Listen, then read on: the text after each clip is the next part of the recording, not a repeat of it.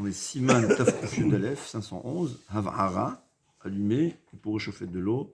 On tarde bien temps. Partagé en deux cours. Premier cours, on va lire la halakha, on va l'expliquer. C'est la théorie. Et Bezrat Hashem, un cours d'après, si on a le temps même aujourd'hui, concrètement parlant, comment faire pour se laver, surtout que c'est 3 jours. On verra que BSM, il y a des solutions faciles, sauf pour ceux qui ont une chaudière. Là, c'est un problème. Ouais. D'accord. Alors comme ça, Moutar la sorte d'Ora l'Itramem Kenegda. C'est-à-dire, bien que la Torah, elle a permis les melachot seulement pour la consommation, pour l'alimentation, la Chachamim nous ont dit Mitor Shutra Letzorer, Utra Letzorer. Allumer et porter. Pour les autres melachas, c'est pas évident, mais pour allumer et porter, on a le droit, de la même façon qu'on a le droit pour manger, on a le droit pour tout autre besoin. C'est la raison pour laquelle il dit on a le droit d'allumer un feu pour se réchauffer. Ouais.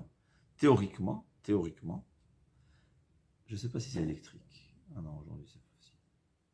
Alors, mais la chaudière électrique, je crois qu'il y a toujours un système. Si tu l'allumes, il y a toujours un. C'est les deux, il y a électrique. Mais par exemple, ça fonctionne déjà. Bon, c'est rare. Mais si disons il fait froid, ouais. C'est déjà allumé. J'ai le droit d'augmenter. Parce que j'ai besoin de réchauffer. C'est boutin. Mais pas diminuer. De même, si c'était éteint et j'allume, à mon avis, ça fait fonctionner des systèmes électriques et des moteurs qui fonctionnent. Faire fonctionner un moteur, c'est déjà un autre problème. C'est le problème de bonnet, selon le Chazon Ish, qui est construire. Et donc là, c'est pas permis d'être sourire. C'est pas une melcha qui a été permise, bien que des cas très exceptionnels, que pour manger, peut-être bonnet est permis. C'est la raison pour laquelle le gaz, la gazinière, avec système de sécurité sont permis. Mais c'est sûr que pour se réchauffer, ça aurait été interdit. Non, il ramène le Shulchan, le Rama, Yeshomrim de Asur le Achem Bevet Achorev Yom Tov. Le Rama, il ramène un avis qui dit que tout ce qu'on a le droit d'allumer le chauffage pour se réchauffer, c'est seulement quand il fait très froid.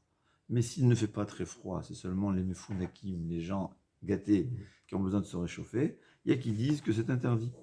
Parce que c'est d'avant chez nos Nefesh, c'est-à-dire, bien que la Torah elle a permis, il y a 2 conditions nécessaires. Premièrement, il faut que ce soit une nécessité d'un juif, pas d'un animal ni d'un non-juif. Sinon, on n'a pas le droit de travailler, on peut donner à manger, mais on ne va pas donner à travailler. Et deuxième condition, il faut que ce soit une nécessité de tout le monde. Que tout le monde en tire profit. Sur tout le monde, la majorité des gens. Donc il dit, puisque quand il fait pas très froid, c'est rien que les gâtés qui ont besoin de se réchauffer, alors c'est interdit. Donc c'est comme pour Merchat Mugmar de Assour, Venagula Akel, mais il dit, c'est quand même. On a la coutume de réchauffer même s'il ne fait pas très froid. Pourquoi ? Parce que réchauffer en tant que soi, en général, c'est quelque chose qui est une nécessité absolue pour tout le monde. On ne va pas faire la différence combien de degrés, que l'un il a besoin même un peu, l'autre beaucoup. On ne va pas faire cette différence. Le fait de se réchauffer, ça s'appelle une nécessité absolue. Un bébé ou une personne très âgée qui a vraiment besoin. Très bien. Dans ce cas-là, ça s'appelle malade. Il faut savoir une chose. Dans le cas, quand il fait froid, par exemple, c'est permis. Pour un bébé, dans tous ces cas-là, ça s'appelle choli. Il faut savoir une chose. Quand le dit hakol choli metel tzina. Quand il s'agit de froid, tout le monde sont considérés comme malades. Alors là, est-ce qu'il faudra dire un goy ou pas ? Alors, c'est une question théorique, parce que concrètement parlant, tout ce qui est réchauffage est permis. Ouais. Mais par exemple, même s'il y a un problème d'Eoraïta, il faut savoir que quand quelqu'un il a froid, ça s'appelle maladie. Le moment il dit hakol choli metel tzina. Tout celui qui a froid, c'est considéré comme une maladie. Mais dans le cas de maladie, on a le droit de dire à un non-juif de transgresser même quelque chose qui est interdit min haTorah. Ça, c'est la règle générale qu'il faut savoir. D'accord ? Non, Saïf Bet, il parle de se laver Yom Tov. Il faut comprendre, dans le temps, il n'y a pas de baignoire, ni de douche. On réchauffait de l'eau, et au fait, on se lavait, on faisait une toilette. Ouais. Il m'aidait, on se frottait un peu, c'était une toilette. Un bain, c'était que les riches et les gens aisés. Tu demandais à quelqu'un de simple d'aller au bain, s'il allait, c'était une perte de temps pour lui. C'est pas son habitude. Donc c'était au fait, apparemment, du temps de la Gemara, c'était que les gens aisés qui allaient au bain public, qui allaient se laver en même temps tout le cours, surtout faire un bain où on se plonge dedans, c'était rare. Mais la majorité des gens se nettoyaient. Ils se nettoyaient même peut-être souvent. Mais c'était un nettoyage. fallait réchauffer de l'eau sur le feu, prendre avec la bassine, mélanger, on versait sur soi-même, je ne sais même pas si ça existait le savon. Voilà, c'était un nettoyage, j'appelle ça. Mais se laver, c'était quelque chose d'avant chez Eno Shavé le Cholon Nefesh. C'est rien que on va dire, les gâtés, ce qu'on appelle. Et donc, c'est la raison pour laquelle c'est pas considéré comme quelque chose qui est une nécessité universelle, et on n'a pas le droit de travailler, de faire une melacha Yom Tov, même celles qui sont permises, quand c'est pas une nécessité universelle. L'exemple de la Gemara, c'est l'encens. Il y avait les gens qui étaient mefunakim, les gens spéciaux, ils avaient l'habitude de faire de l'encens tout le temps pour qu'il y ait une bonne odeur dans la maison. Les gens, la majorité des gens, ça ne les intéressait pas. C'est-à-dire que moi, il dit quelque chose que tout le monde en tire profit, mais on ne le fait pas parce qu'on manque d'argent. C'est sûr, ça s'appelle quelque chose d'universel, c'est permis. Mais quand c'est quelque chose que on ne le fait pas, quelqu'un qui n'est pas aisé ne le fait pas parce qu'il n'a pas l'habitude, ça ne l'intéresse pas, donc c'est pas considéré comme quelque chose de nécessité absolue, donc on n'a pas le droit de le faire pendant Yom Tov. Et du temps de la Gemara, aujourd'hui c'est différent, c'est vrai, mais du temps de la Gemara, on ne se lavait pas dans le sens qu'on comprend aujourd'hui. On faisait des toilettes, mais on ne faisait pas un lavage total, donc c'était considéré comme quelque chose de luxe. Donc c'est interdit de réchauffer de l'eau pour se laver tout le corps. S'il va se réchauffer de l'eau juste pour se laver, la maladie, les mains, les pieds, la figure, c'est permis. Michel Bourrin, il a un doute si c'est d'autres parties du corps. Ouais. Il a un doute. C'est-à-dire réchauffer de l'eau pour ça. Ouais. J'ai pris de l'eau froide, je mets sur le feu. Ça, c'est une nécessité absolue. Mais pour se laver dans la totalité, c'est interdit. De plus, puisque les gens avaient tendance à transgresser un interdit pour se laver, donc Chachamim, ils ont interdit, même dans le cas où c'est permis, ils ont interdit de se laver dans la totalité pendant Yom Tov. Pourquoi ? Parce que du chine à aiguille, tu vas permettre, on va arriver à Issour, et je peux vous dire qu'il y a des gens, c'est Shabbat aussi, il faut savoir que Shabbat c'est aussi un interdit, on n'a pas le droit de se laver avec de l'eau qui a été réchauffée pendant Shabbat, même pas les mains. Avec de l'eau qui a été réchauffée avant Shabbat. Malheureusement, aujourd'hui, il y a beaucoup de gens, ils ne comprennent pas le problème, ils sont tellement habitués à se laver, on va faire le jour du sport. Alors faire du sport, bon, on ne va pas dire que c'est l'idéal, mais on ne va pas dire que c'est assourd, ouais, pour quelqu'un qui c'est son plaisir. Quelqu'un qui c'est pas son plaisir, c'est pas, mais tout le monde comprend que c'est pas l'esprit du Shabbat. Mais bon, il y a des gens qui se permettent, et ensuite, ils se lavent. Ils ont fermé dans leur tête le bouton qui leur dit que quand tu ouvres de l'eau, il y a une chaudière qui s'allume. Ouais. Ça passe facilement à l'interdit, mais c'est pour ça que Chachamim, ils ont interdit se laver. Shabbat, c'est assour, mishum gzera. De peur qu'on va arriver à transgresser le Shabbat, Chachamim nous ont interdit de se laver pendant Shabbat. Ouais, il transpire dessus, et ben il va se laver. Je m'excuse, se laver avec de l'eau chaude. C'est quoi chaude ? Rabbi Tzadok Bachar dit 37 degrés. Ouais. Pas chaude dans le sens brûlant. On ne va pas se laver avec ça. Au-delà de 37 degrés. Mais moins de 37 degrés, c'est permis. Donc on pourra faire une douche d'eau froide. On pourra se nettoyer. Ouais.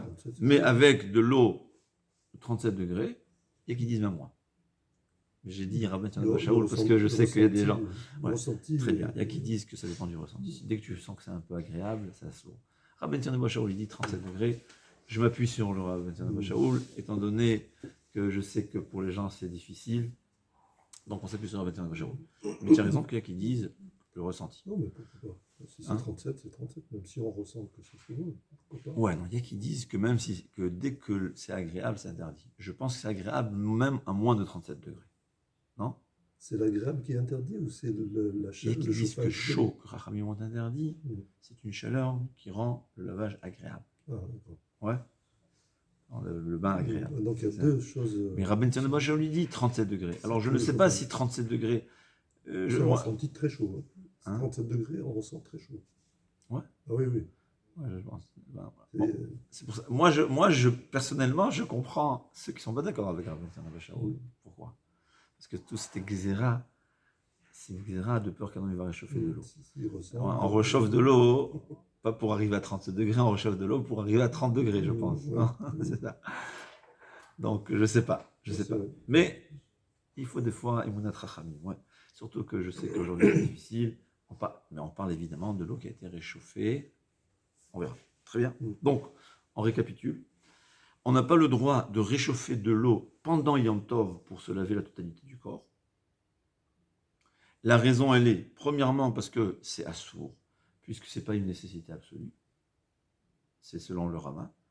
Et une autre raison d'après le Rambam, c'est Gzerat Merchatzaot, que Rachamim, ils ont interdit de se laver de peur que les gens ils vont transgresser la fête, ça va devenir la débandade, ça va devenir, on va oublier la fête.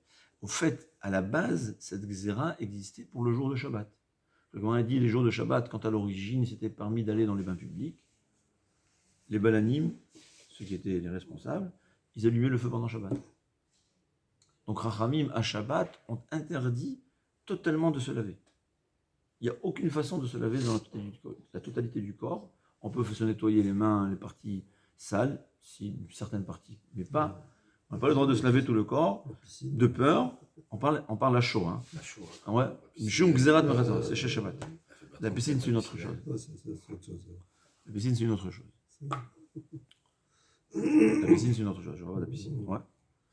Et Rachamim, donc, Shabbat, interdit formel, Mishum Gzerat Merchatzarot. Yom Tov, ou bien c'est Mishum Gzerat Merchatzarot, de peur qu'on va transgresser la fête, ou bien parce que laver de l'eau, réchauffer de l'eau pour se laver, c'est aussi assourd. Et de l'eau qui a chauffé au soleil. Très Par bien. exemple, moi, je Chachamim, ils ont dit. Très bien. Chachamim, ils ont dit. Arrête, qu'est-ce qui se passe si j'ai besoin d'un verre d'eau de thé? J'ai le droit de réchauffer 100 litres. A expliqué Marbé Béchurim, Yom Tov. Si tu as le droit de faire pour un peu, tu as le droit de faire pour beaucoup. J'ai besoin d'un raisin. Shabbat, quand on a le droit, par exemple, dans le cas de Pikuach Nefesh, de couper un raisin, je n'ai pas le droit de couper une grappe. Parce qu'une grappe, c'est beaucoup plus grave qu'un raisin. Ça s'appelle Ribouille Béchurim. J'ai multiplié la quantité. Yom Tov, on a le droit de multiplier la quantité. C'est-à-dire, si Yom Tov, quelqu'un de malade, il a besoin d'un raisin, le médecin a dit qu'il a besoin d'un raisin, j'ai le droit de couper les grappes. C'est comme ça. J'ai besoin d'un verre de thé, je peux faire bouillir la marmite dans sa totalité. Évidemment, il faut que ce soit un acte. Je n'ai pas le droit. Une fois que c'est sur le feu, je ne veux pas rajouter de l'eau. Mais si je remplis la marmite, je ne suis pas obligé de calculer, je peux remplir la totalité de la marmite, je la mets sur le feu, même si je suis sûr que j'en ai besoin seulement un verre, Chachamim m'ont permis. Maintenant, qu'est-ce que j'ai fait? J'ai besoin d'un verre de thé. J'ai rempli la marmite dans la totalité, je bois mon verre de thé, il me reste 20 litres d'eau. Est-ce que j'ai le droit d'utiliser ces 20 litres d'eau pour se laver? Là, c'est ce qu'on appelle Gzerat Merchatzarot. D'après tout le monde, c'est interdit. Puisque cette eau a été bouillie pendant Yom Tov, Chachamim ont interdit de se laver avec. Parce que si tu lui permets, quand ça a été bouilli d'une façon permise, il va le faire d'une façon interdite. C'est ce que le Shulchan Aruch nous dit. On va, Be'ezrat Hashem, faire les saïfim, lire le Shulchan Aruch. Dans le cours d'après, on va expliquer concrètement parlant comment faire aujourd'hui. D'accord? Mais une douche solaire, par exemple. Dehors, moi, j'ai une douche, c'est que de l'eau froide qui arrive, et puis elle est chauffée par le soleil. Et ça fait de l'eau chaude. Marloquet. Comme si je mettais une casserole qui est chauffée que par le soleil. Tu as raison. Il n'y a aucun interdit, mais il y a la Gzerat Merchatzarot. Ouais. Si tu permets ça, on va aller au bain public. Ça va être agréable. Voilà, c'est ce que Rami nous ont dit, on verra. Mais ça, c'est une discussion. La réponse est très simple. D'après Ravodia, c'est permis. D'après Rabbeinu Tion, c'est interdit. Ouais, on verra. C'est pour. Mais ça, on va expliquer dans les détails dans le prochain cours. Alors, en fait, je rentre Moutar le'achem b'yom tov ma'im lichot sadav. On a le droit de se laver, de réchauffer de l'eau pendant Yom Tov. Ouais, je mets sur la marmite. Si je veux me lever avec les mains, dit le Mishnah Berurah, c'est panav, yadav, veraglav. Panav, yadav, veraglav. Et les pieds. C'était le standard dans le temps, c'était obligé de le faire. Vous allez être étonné. Il y a qui disent qu'aujourd'hui, on n'a pas l'habitude de se laver les pieds. Mais quand même, on reste fidèle à ce que la Gemara a été écrite. C'est-à-dire, quand c'est des Gzerot Rachamim, même si la réalité a changé, on reste tel que les Chachamim ont institué. C'est pour ça qu'aujourd'hui, se laver le corps, c'est universel. Et on dit, puisque Chachamim, dans le temps où ils ont fixé la halakha, les gens ne se lavaient pas tout le corps dans un bain habituellement, c'est interdit. Ah, aujourd'hui, ça a changé, on ne change pas la halakha. Surtout ces Gzerat Machatzarot. De même ici, aujourd'hui, les pieds, dans le temps, ils marchaient pieds nus. Donc, tu es revenu du travail, tu te lavais les pieds. C'était une façon de se reposer. Aujourd'hui, qui est-ce qui lave les pieds seulement? C'est pas habituel, c'est ou le bain ou rien. Mais quand même, puisque la halakha est comme ça, ce que le Mishnah Berurah se doute, est-ce qu'on a le droit de réchauffer de l'eau pour se laver d'autres parties du corps? Ouais. Et là, il a un doute, c'est un safek. Dans le cas d'un bébé, par exemple, on va permettre. Ouais. On va permettre, il a besoin, il a fait, il a besoin de se nettoyer. Alors, on va permettre, mais puisque c'est un doute pour un bébé, c'est sûr que ça permet de convertir. Aga, aval mutar lirchotz tinok b'mayim shuchamu al yedei Israël b'yom tov. Aval asur lechavem tzorko afilu al yedei no yehudi. Il dit comme ça. De l'eau, l'exception, c'est pour un bébé. Un bébé, on a le droit de le laver avec de l'eau qui a été réchauffée pendant Yom Tov. Mais là, il faut que l'eau soit bouillie d'une façon permise. C'est-à-dire, je n'ai pas le droit de mettre la marmite pour utiliser la totalité de l'eau pour laver le bébé. C'est un sourd. Parce qu'on n'a pas le droit de réchauffer de l'eau pour laver tout le corps, étant donné que ce n'est pas une utilité shavé lechol nefesh, qui est pour tout le monde. Qu'est-ce que je vais faire? Je vais prendre un verre de thé. Je vais mettre la marmite, je prends un verre de thé, c'est juste marbé béchurim, donc c'est permis. Une fois que j'ai pris mon verre de thé, j'aurai le droit. Non, le problème se pose si j'ai déjà de l'eau chaude. Si j'ai déjà de l'eau chaude, je ne peux pas maintenant cuire pour faire un verre de thé. Là, c'est un peu plus compliqué. Il faudra trouver une utilisation que je ne peux pas faire avec de l'eau. Eh ben, alors moi, je dis, peut-être c'est pas un problème, on cuit un œuf. On le mange, évidemment. Tu vas cuire un œuf, alors tu vas me dire, l'eau, elle sera sale. Je ne sais pas. Non, c'est pas grave. Ouais, tu cuis un œuf, c'est-à-dire, si j'ai pas d'eau pour boire, je vais mettre la marmite pour réchauffer de l'eau pour mon bébé, mais je vais utiliser un verre de thé.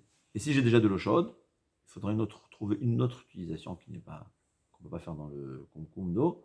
Je vais donc cuire un œuf, qui soit bien propre, comme ça il n'y a aucun problème, et après on va laver le bébé. D'accord? Mais pour un adulte, on n'a même pas le droit de dire à un goy de...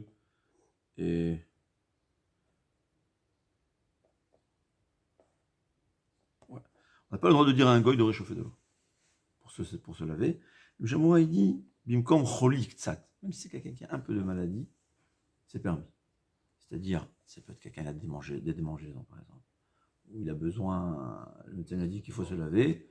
Alors là, il pourra dire à un goy de réchauffer de l'eau pour lui-même. D'accord? Aval, kshetzarich lahem levashel ou lehadiach, azmutan la route bishvilo.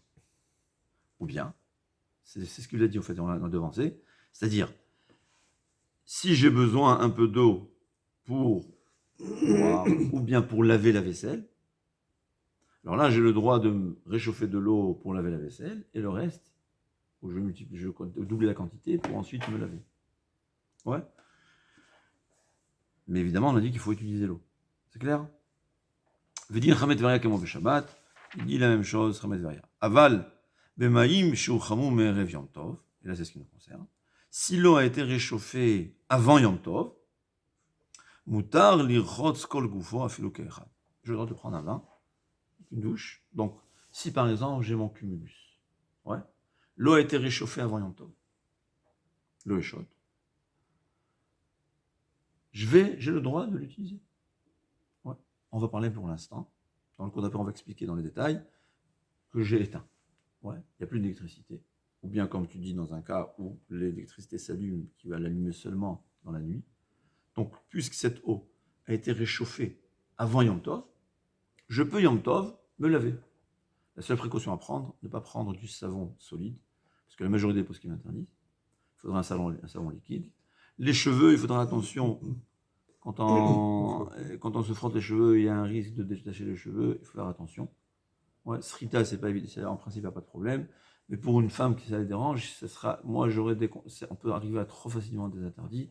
On se met un peu de shampoing, tu peux me laisser imprégner un peu, et après juste se doucher. pour retirer, mais rien de plus. Il faut faire attention, par exemple, de ne pas ni essorer les cheveux, ni se coiffer les cheveux. C'est Assour Minatora. Essorer les cheveux, c'est des rabbanan, se coiffer, c'est Minatora. Parce que, comme on a dit, quand tu te coiffes, il y a les cheveux qui sont mal, on est intéressé avec des cheveux qui se détachent. Donc, au fait, tu as l'intention de couper ces cheveux qu'on ne veut pas qu'ils soient là-bas. On a dit des cheveux qui sont mal attachés, l'homme il a un intérêt. Donc, ça Assour Minatora. Alors, on ne peut pas se coiffer Yom Tov? Ni Shabbat.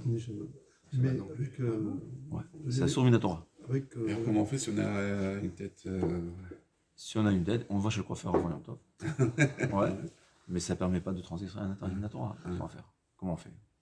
moi, j'avais entendu qu'on peut, avec un peigne avec des grosses dents, comme ça, faire. On a le droit à quelque chose que tu es sûr qui ne va pas détacher Ok. tes cheveux. Qui ne va pas, je veux dire, couper des cheveux. Non, mais après, tu peux prendre un Pas peu d'eau et peigner, tu fais pas comme peigner. ça. Voilà, oui, je me mouille la tête et. Pas peigner, Ouais, il y a impeccable. des moyens, on en trouve. Ouais. Il y a toujours des solutions. Sinon, Ouais. je vais- Il y a toujours des solutions. Sans travail, ouais, il y a toujours des solutions. C'est pas la solution la plus agréable. Ouais. Il y a des femmes que je sais qui ne peuvent pas se maquiller. Alors je vois une elle écrit. Mais pourquoi les rabbins ne trouvent pas la solution pour se maquiller? Ah ben, la solution à Shabbat, c'est d'être avec Akadosh Baruch Hu. Akadosh Baruch Hu, il n'a pas besoin de maquillage. Je vais pas demander, mais je suis sûr. Ouais. C'est-à-dire, c'est assourd, c'est tout. Faut pas, en un juif, d'abord, c'est la halakha. Après, on trouve la solution. C'est pas toujours facile, mais c'est toujours, ça devient toujours facile. Ouais. C'est jamais au début facile. Ça devient facile, c'est la volonté d'Hachem. Ouais. Les mitzvot, c'est pas toujours facile, mais c'est vrai qu'une fois qu'on prend goût, ouais, parce que quand quelqu'un, il se restreint de quelque chose qui est très important, il s'attache à Akadosh Baruch Hu, il aura un plaisir de Shabbat, un plaisir spirituel. C'est pas un plaisir matériel, c'est pas quelque chose que tu peux décrire, tu peux le définir. Shabbat, c'est le plus grand des kiffs possibles dans ce monde.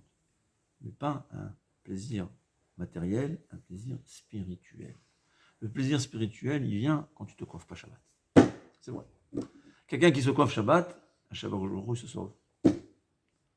Et qui nous aime, mais il essaie de rester quand même un peu, malgré nos bêtises. Mais il y a des difficultés à rester. Et tout d'un coup, quand on garde Shabbat, avec des difficultés, et quand quelqu'un a des difficultés, alors je vois qu'il est encore plus ici. Donc il dit à Shabbat, oh Hachem, merci. Merci beaucoup de ton Shabbat. Ah, mais je ne peux pas me coiffer, je ne peux pas me maquiller, je ne peux pas sortir. Ouais, tu as raison. Mais je te donne un plaisir spirituel, pas un plaisir matériel. En tout cas, Maïm Shuchamu Merev Yom Tov, Mutar Lichotz Kol Gufo. Donc de l'eau qui a été bouillie avant Yom Tov. On parle le cas du cumulus, par exemple, ça a été réchauffé avant Yom Tov. Maintenant, je veux l'utiliser. Il y a qui disent qu'il y a des problèmes, mais pour l'instant, je dis concrètement parlant, d'après la majorité des poskim, la grande majorité des poskim, ouais, j'ai le droit à un thumus qui est éteint, je crois. Ouais. Et même si la minuterie va le rallumer dans 18 heures ou la nuit, il n'y a pas de problème, parce que dans c'est éteint, j'ai le khatrila, aucun problème, d'après les Sfaradim, de se laver avec, comme on a dit, avec les précautions nécessaires. De ne pas, ouais. Il faut savoir que les Ashkenazim, ils ont un autre minhag de ne pas se laver les cheveux Yom Tov ou Shabbat, justement pour éviter des problèmes. Nous, les Sfaradim, on n'a pas ce minhag, mais ça ne veut pas dire qu'on ne doit pas prendre de précautions. Apparemment, les Sfaradim, dans le temps, ils faisaient très attention. Donc les rabbinim, ils n'avaient pas besoin de leur interdire. Ils connaissaient tous la halakha, ils faisaient attention ni de se laver les cheveux, ni de se les coiffer ensuite. Mais les Ashkenazim, apparemment, il y avait des gens qui ne faisaient pas. Alors, mais celui qui sait qu'il ne peut pas résister à la tentation de se coiffer les cheveux ou de s'essorer les cheveux après qu'il les a lavés, eh ben, Mais le faut problème pas se- de se coiffer les on peut cheveux, se laver le corps. On peut se laver le corps, hein, mais pas les cheveux. on sait que tous les jours, on perd des cheveux qui tombent tout seuls. Le fait de passer la brosse, les cheveux qui tombent tout seuls, ça va accélérer donc le fait qu'ils tombent. Ouais. Et ça, c'est C'est assourd. ça le problème. Même Là, si, c'est le problème. même si sans la brosse, il serait quand même tombé. Ouais, parce qu'il est encore attaché. C'est gozèse. C'est une raie de gozèse. Ouais, une raie de gozèse. Le seul ce qu'on a le droit, et on a dit, c'est une brosse à des poils souples. Qui vont juste, tu vois, mettre la forme, mais pas détacher. Et même ça, d'après le Magen Avraham, Mishum Ovda de Chol, pour que ce ne soit pas quelque chose de Chol, il dit le Magen Avraham, tu dois avoir la brosse de Shabbat. Ouais, ouais, c'est la brosse de Shabbat. Comme ça, il n'y a pas d'Ovda de Chol. Et de faire, oui, et de faire une raie aussi, c'est pas faire un sillon, ça Je crois que ça sort. Concrètement parlant, on avait parlé de ça. D'après Rashi, en tout cas, je ne connais pas la halakha, j'ai oublié dans ce sujet, mais Rashi, c'est sûr qu'il interdit. Ouais. C'est un dérabanan, évidemment. Ça, c'est midérabanan. C'est-à-dire, ça, c'est midérabanan. Se coiffer les cheveux au point où les cheveux tombent, ça, c'est un problème de dérabanan. J'espère qu'il y a quelqu'un qui dit que c'est dérabanan dans les cheveux. Ouais. Mais en principe, ce que je me souviens, c'est que c'était assour minator. D'accord. Même je rends mon réveillon tov, on t'en est chotz le poids, aflou kuyachad. Miou, d'afka chotz amerchat, aval bamerchat assour. Tout ce que les Chachamim ont permis, c'est seulement de se laver à la maison, mais pas dans un bain public.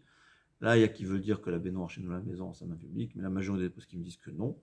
Par contre, Rabbi Tanabra lui dit que dans un dortoir où il y a là-bas beaucoup de douches, là, ça sera interdit. C'est là que ça s'appelle Xerat Merchatza. Autres Chachamim, ils ont interdit de peur qu'on arrive au bain public, et là-bas, il y a beaucoup trop d'avérotes qui se faisaient.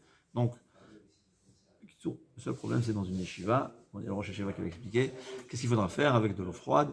Le problème, il est, comme aujourd'hui où il y a 3 jours, cette année où il y a 3 jours de d'affilée, on verra que concrètement parlant, il y a une solution, sauf ceux qui ont les chaudières. Apparemment, il faut savoir, c'est le cours d'après, on va expliquer dans les détails. Ouais. Sauf ceux qui ont la chaudière, en principe, c'est permis. Mais d'après les Ashkenazim, d'après les Ashkenazim, on n'a pas le droit de se laver même avec le corps entier, même avec de l'eau qui a été réchauffée avant Yom Tov. Ça, il faut savoir. Mais ce qu'on va voir par contre, il dit que dans le cas pour un bébé par exemple, ça sera permis. Mais où il y a les Inyan Tinok, Yom Tov en sera permis. Et, sauf si on n'a pas l'habitude de le laver. Et alors il dit par exemple, une femme qui doit faire Tvila, justement, bon, ça c'est notre problème, je m'excuse, parce que je me souviens que même pour les Ashkenazim, en cas de nécessité absolue, de grande nécessité, on pourra se laver avec de l'eau qui a été réchauffée avant Shabbat.